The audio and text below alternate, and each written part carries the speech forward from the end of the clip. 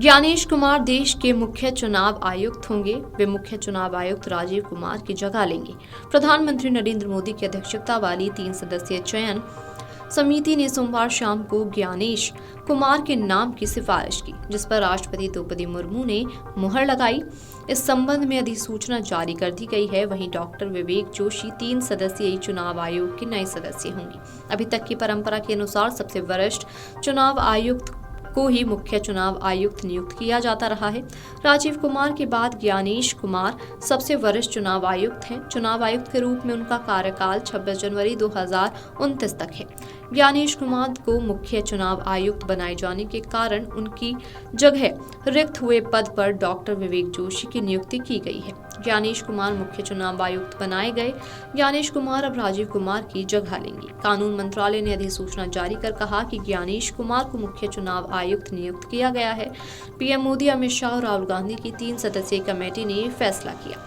आपको बता दें कि मुख्य चुनाव आयुक्त और चुनाव आयुक्त का चयन 2-1 के बहुमत से हुआ है। कारण है कि राहुल गांधी ने सुप्रीम कोर्ट में मौजूदा चयन के कानून की सुनवाई का हवाला देते हुए अपनी असहमति जताई। एक कानून के तहत पीएम की अध्यक्षता वाली कमेटी ने पहली बार मुख्य चुनाव आयुक्त का चयन किया है।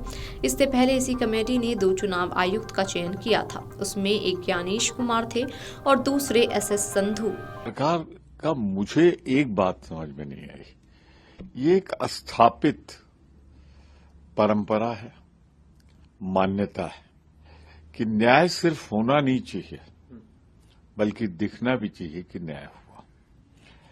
सर्वोच्च न्यायालय में ये प्रकरण की जो चयन समिति है उसका गठन को लेकर चुनौती दी गई है।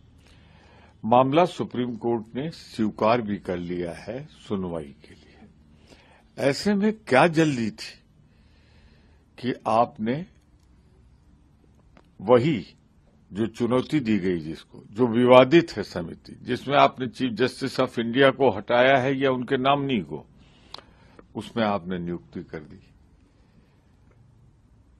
मैं कहना चाहता हूं, लोकतंत्र में चुनाव निष्पक्ष होना ही नहीं चाहिए, निष्पक्ष होता हुआ दिखना भी चाहिए।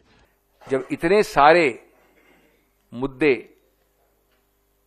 शंका के घेरे में है, जहां तक चुनाव आयोग का सवाल उठता है, जो आपने पिछले 2 वर्ष में ज्यादा देखे हैं, लिखित रिप्रेजेंटेशंस देखे हैं, तो मोदी जी ने जो नए कानून